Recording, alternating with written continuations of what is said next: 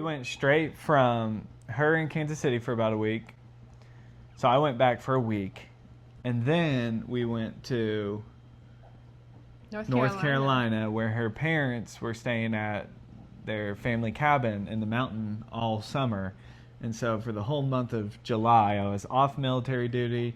I hadn't returned back to my job yet for getting out of basic training.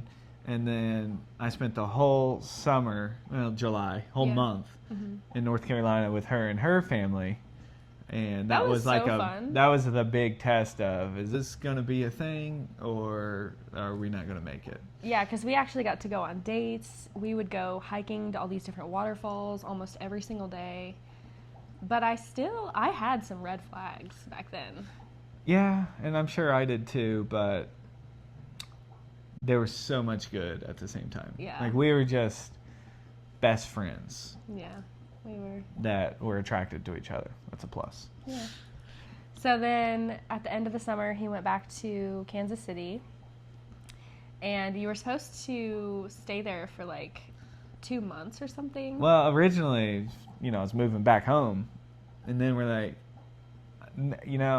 after the summer, let's consider I moved to Tennessee. Let's not do this long distance. Because I was ready to become a police officer.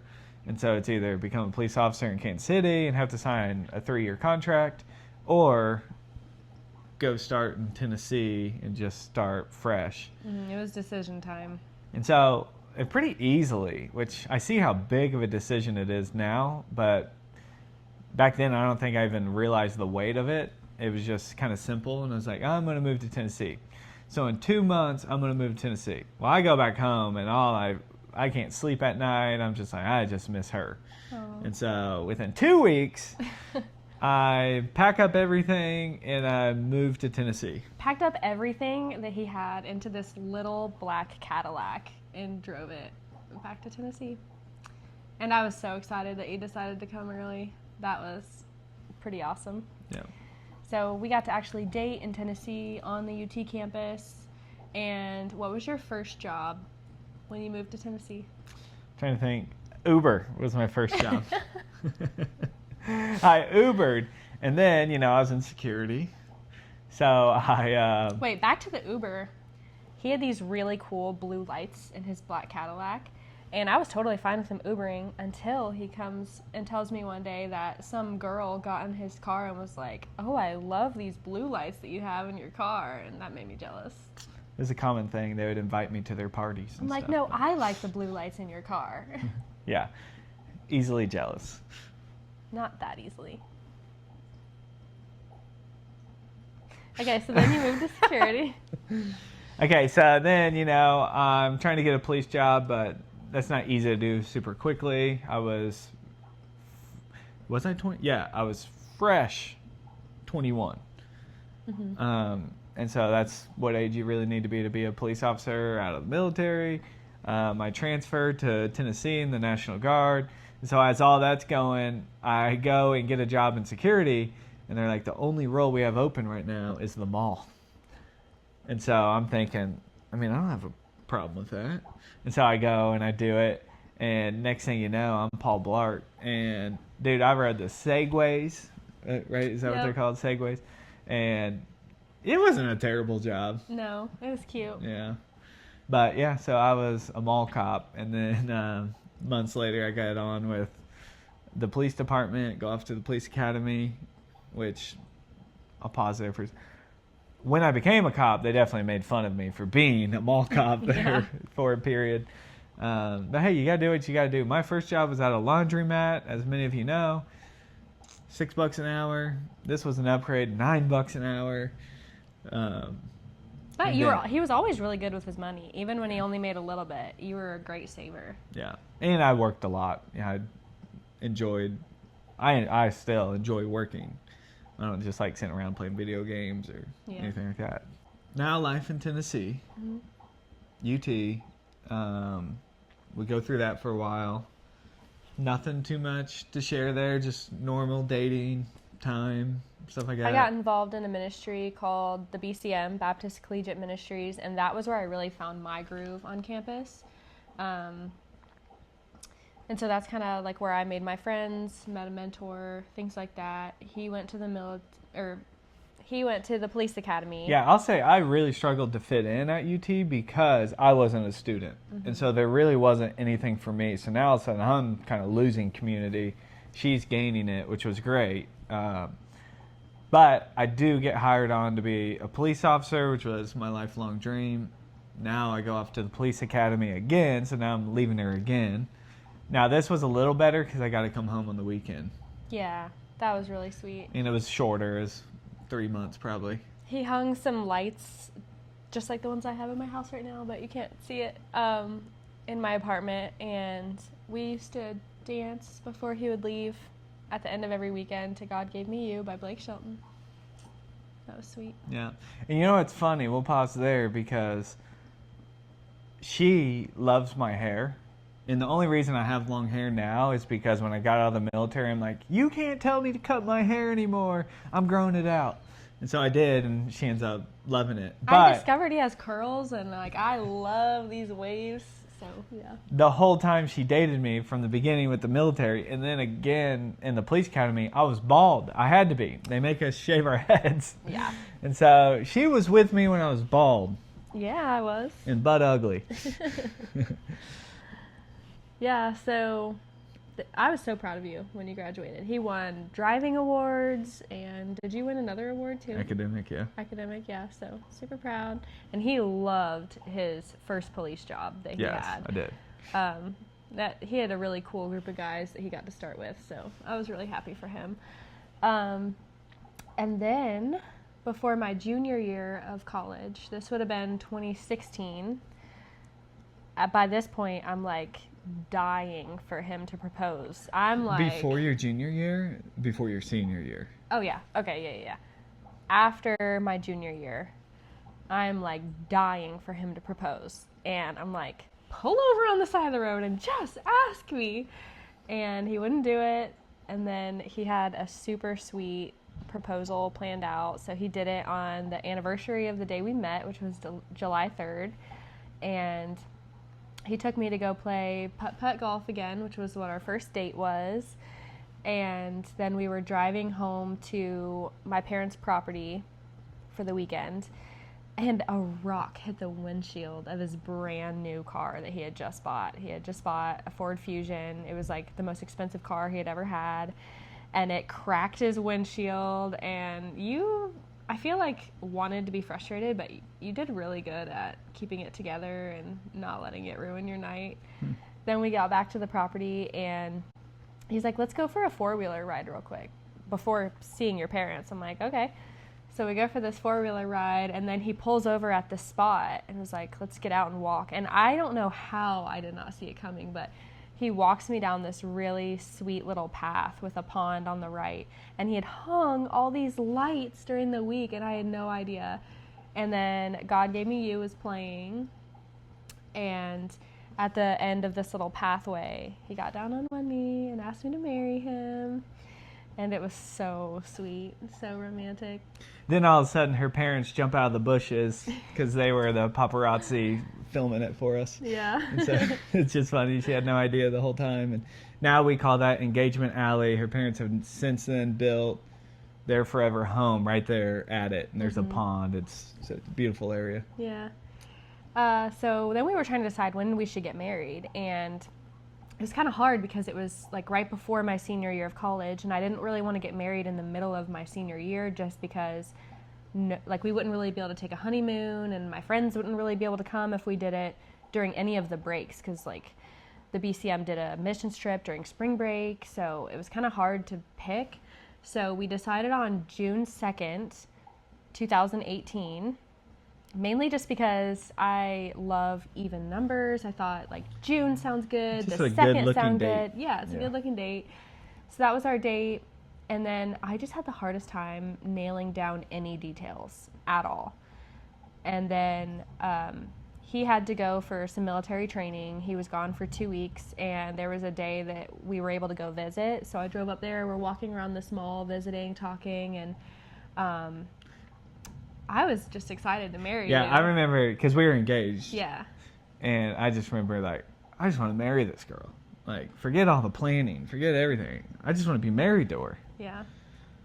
So his parents were in Florida at that time, visiting his oldest brother, and they were going to be driving through Tennessee, and they were going to stop and see him on his birthday. And I was like, your parents are going to be here, my parents are going to be here. It's too bad we can't just get married on your birthday. And then we were like, wait, could we make that happen? And That's 2 weeks away, by the way. yeah. So he was like, you know, maybe I'll go ask some of the Just higher ups in Yeah. the military. if they could let me out a couple days early from training. Yeah, because I would have needed to be let out 2 days early, and it was a local-ish training. It was in the state of Tennessee, so it was a 3-hour drive probably. Yeah. So we have that conversation. He goes back to training, and then it was a Saturday. I was at work, and I got the text that he said that he got out. Yeah, I had to write a letter to my commander, and I remember it saying something like, "Due to unforeseen circumstances," you didn't have ChatGPT to help you write it back then. Yeah. And I just said, my parents are around. I have a brother who's going to Africa for a year, so we'd have to push the wedding out because we want our whole family to be there. And everyone can just so happen make it work now. Can I get out a couple days early? And they said yes, and they even threw me a bachelor party my last night. Yeah, that was really cool. Yeah. So they let him out, and when we found out on that Saturday, we had exactly 1 week to plan the wedding. So I told my mom, and she went full rock star mode. Like, she helped me get everything done. All the details fell into place so beautifully. Like, I couldn't believe how hard it was for me to nail down details when I was planning a year out. But once we had the date, it was just like everything fell into place. It happened so beautifully. Everybody in his family was able to make it. Yeah, everyone. It was pretty Even crazy. some of his friends drove all the way out here from Kansas City, which was Yeah. so cool. My friends were all here.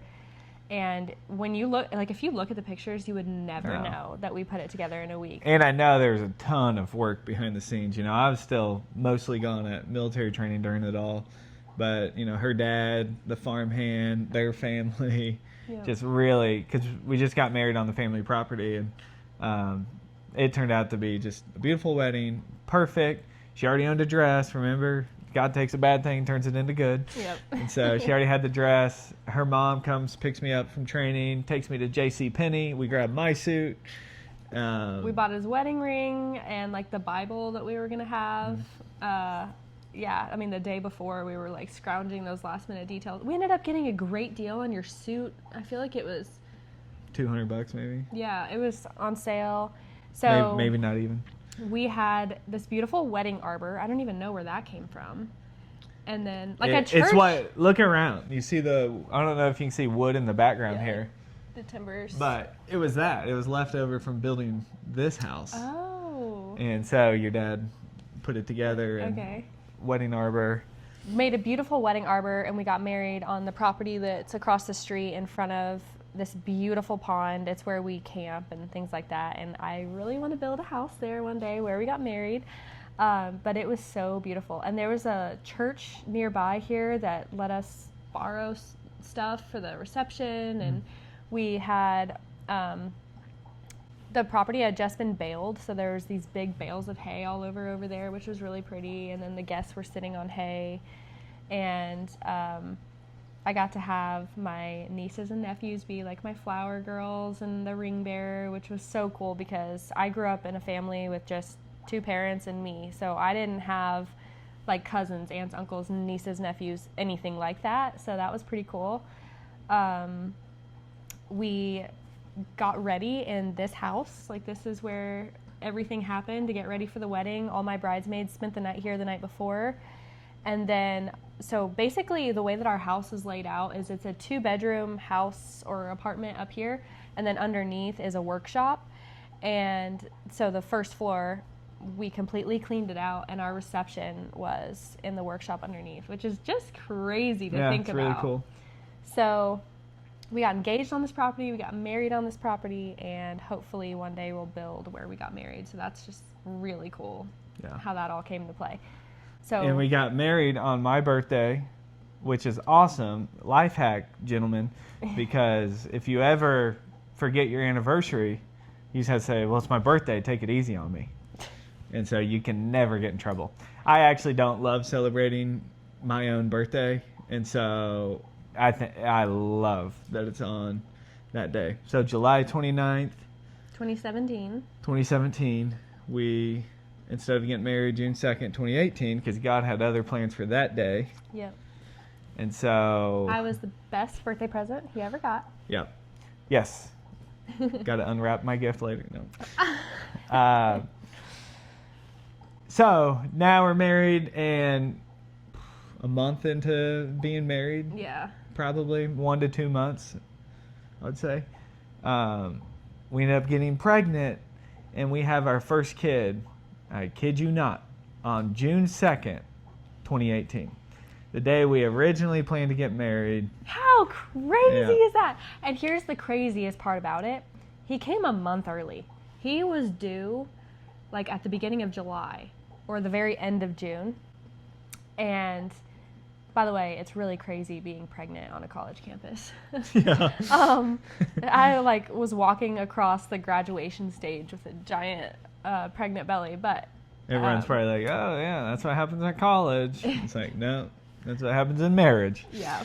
So June 2nd, I wake up. Caleb he was on his way home from night shift being a cop. 12-hour shift, middle of the night. And it's like 5:30 in the morning, and I get up to go to the bathroom, and my water broke.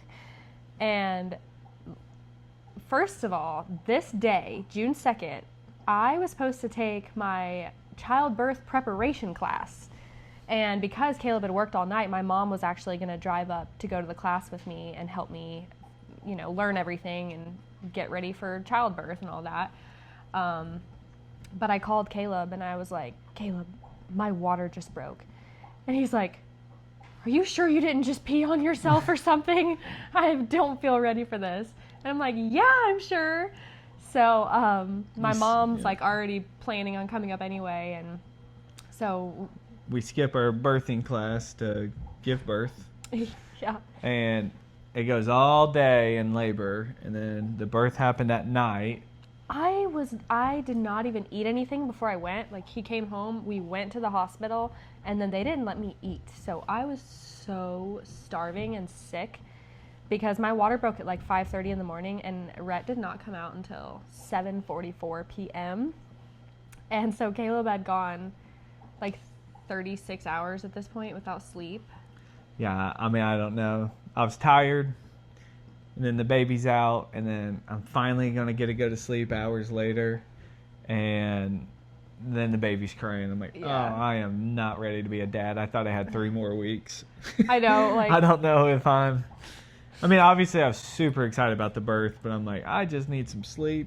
And I know you just needed some rest. And so when they do the car seat test, yeah. great 1 to 2 hours of sleep right there. Yeah, it was the craziest thing. I mean, I was so exhausted. I was so hungry. So I told my parents, like, I need food. So they went to Jimmy John's and got the biggest sandwich they have, which is bigger than a foot long. I think it's like 1.5 feet long.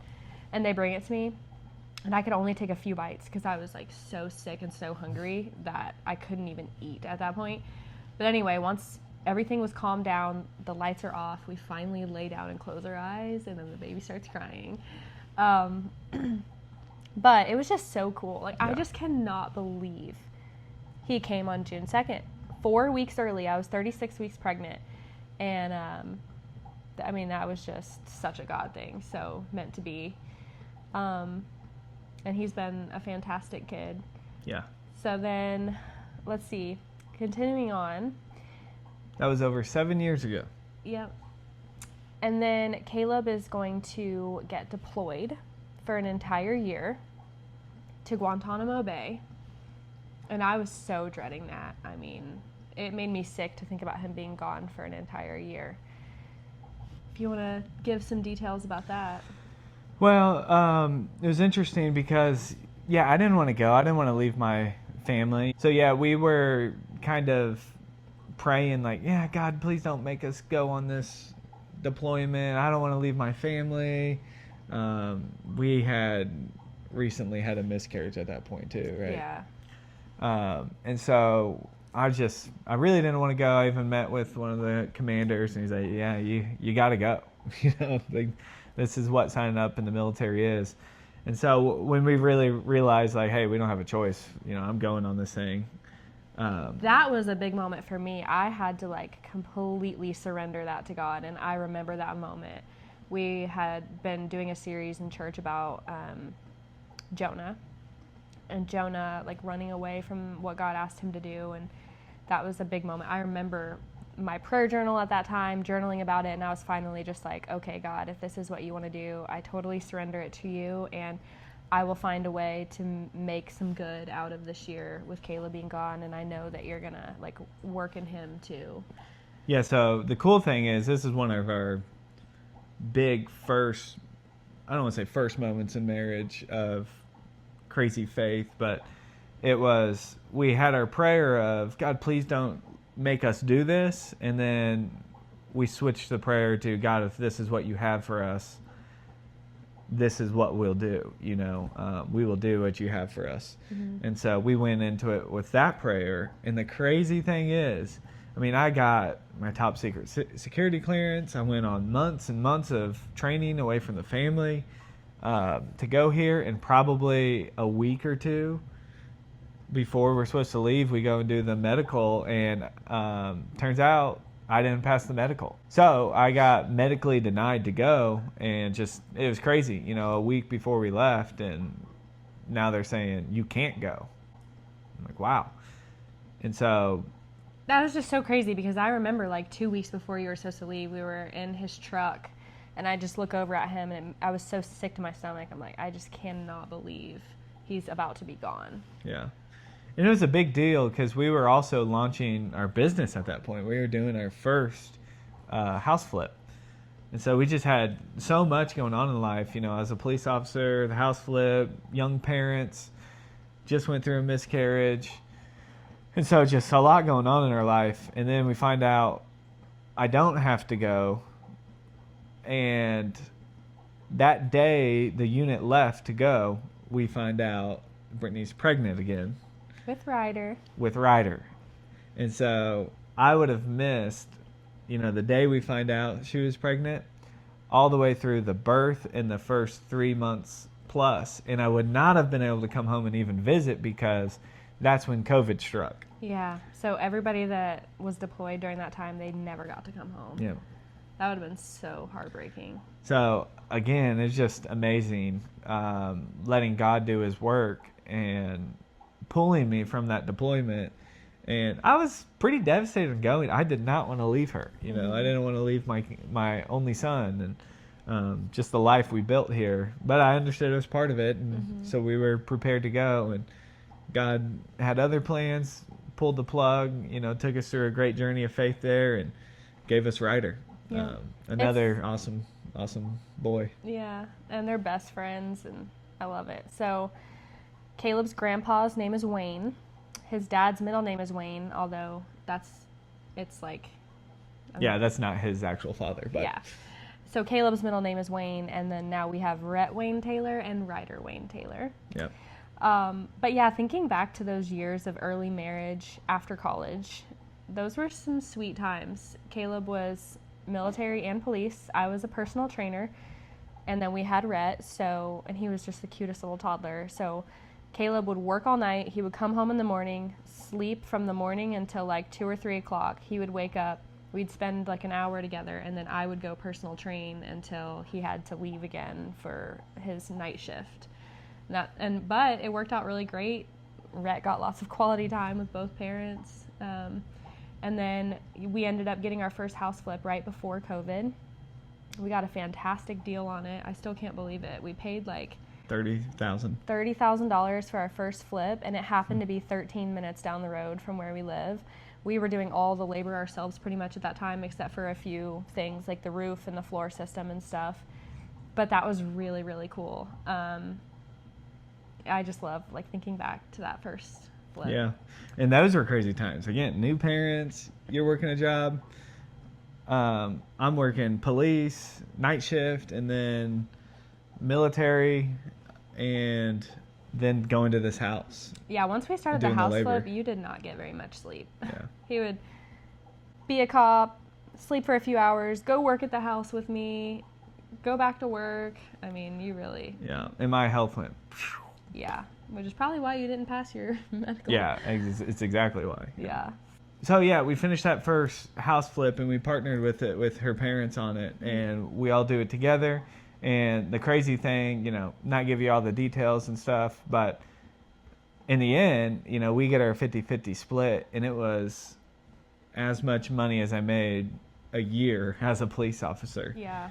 And so we were like, we're pretty ready to jump in to a changing career. I got 2 kids now. So we were trying to get out of police work, really help health, spend more time with family and just the dangers of it. And that was evident. And so we end up taking the step after that house, and we jump in full time, and we just start doing, it took stages, but then we started doing house flips full time. We've been doing that for 6 years now. Mm-hmm. And of course, we've got Virtue Homes. And so now we do house flips. She's a realtor, and we have a home service company that we're growing, and we're starting to build a home service network to serve people. And we just have a heart for God. We just want to pursue God with everything we can. He's been so amazing in our life and has just made himself evident so many times. And so we just want to give it all back to him. And man, we're excited. We get to do such awesome things and glorify him. And probably now our biggest passions, I would say, are obviously pursuing God, pursuing each other, raising our kids. Parenting is so hard sometimes, but we love the importance of parenting and taking it serious and being intentional about it. And we are by far not perfect. We are constantly digging into the pain of parenting and be like, what can we do to make this better? What can we do to make the kids understand this better? What can we do to... And we're constantly just trying to improve ourselves in that area and make some straight arrows, if you guys know that Bible verse. And so we take raising the kids very, very serious. That's why you can check out Virtue Kids. We've started that for the boys, and they just get a chance to do videos and stuff, and that's fun for them. And we just want it to be safe content that other kids can watch, and parents can feel safe, because if you're anything like us, our kids love YouTube, but we're like, what in the world are they watching? And we do not want them to watch brain rot, and we don't want them to watch anything that goes against God, and we don't want them to watch anything that's just teaching bad attitude, bad habits, bad language, and walking around just saying bro everywhere. I mean, obviously a little bit we actually think it's kind of cute, but so we love parenting, and then we love business, because we have realized it is way more. The first thing I learned in college in a business class was businesses exist to make money.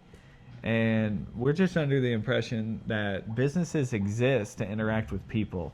And we believe that, God has a business, and he calls it his kingdom. And the currency God goes off of is people. And so how cool is it that we get to have business here on earth that forces us to interact with people, because you don't always want to. And so we are just so thankful for what he's placed in our lives, and we want to love and steward that. I would say one of the hardest seasons was during actually that once Caleb got medically released and stuff, he kind of went through a depression, and there was also some anxiety and stuff, and I would say that was the hardest, but mainly just because I wanted to fix it and I couldn't. Yeah, and she was so good during that period of depression. And it was just so weird, because it wasn't circumstances that had me depressed. I loved the circumstances of my life with just my wife and my kids.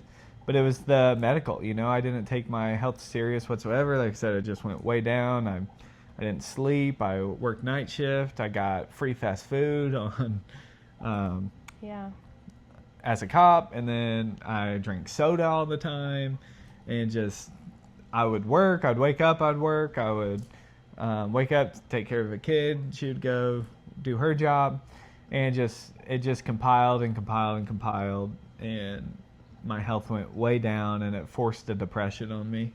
And that was a real hard season for you to walk through, see me. I just wanted to make it better. Yeah. And too, with anxiety, it's the same thing. Like, I just want to fix it. I want to take that from you. But I think ultimately that was something that God really used to grow you and teach you a lot about trusting Him and seeking Him when you're feeling those things. Yeah, that would be another story to share, probably another time. But if anyone is interested, I mean, I went through a real, I say good because now I see it as that, but a real difficult time of anxiety that consumed me 24/7, and I just did not have control. And it was a church service that I knew I had to be at because they were focusing on mental health. We were actually in Florida at the time. We said, we need to get back for that service. Yep. And because I'm spiraling and not doing well. And I was the only person that knew that he was because I don't want struggling anyone with it. else to know about my problems. And then how hard is that for me to not tell anybody that my spouse is struggling to this extent? I mean, and it was bad. Like, he would wake up in the middle of the night with panic attacks and stuff.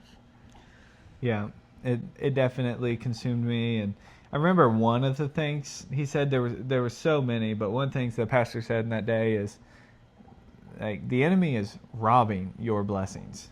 And I sat into that and thinking, like, wow, I have a beautiful family, a great job, just so many wonderful blessings, and I can't enjoy them because of this. And, I felt robbed and stolen from and angry at the enemy, so much more. And like I said, if anyone wants to talk more about it or anything, message me. And if you want me to do a video on it more, I'm open to that because just God's done so much through it. But I remember they had a call to come up and pray, and that there was people there specifically to pray over you. And I floated to the stage. And First, he smacked me. yeah, I just slapped her on the leg. I know she knew what that meant. And I just just floated to the stage. And that was a huge, huge moment of the Holy Spirit just grabbing me in my life and setting us up for change and where He has us now. Yeah. It's been a wild journey for sure, but it is so cool, like, thinking back through all these memories, and I can just see how God had His hand in every single piece of it. Yeah. Excited. We're optimistic about life, and we want to start sharing that journey with you. So we thought we'd make this video and share our lives, share our love story, how we met, a little bit more info about us, because we just want to be friends with you guys. Yeah. And we hope that you guys can be friends with us, even if it's through a screen. So I hope you follow along. I hope you subscribe. And just follow us in our journey. What do you want to see? What are you interested in? Just let us know. And we're going to keep doing this, whether we have 3 viewers or 3,000 or 3 million, so just very excited about what God's moving, about how God's moving in our life. Thank you so much for listening to our story, and hopefully there was something in there that impacted you. And if you have any questions or anything, let us know.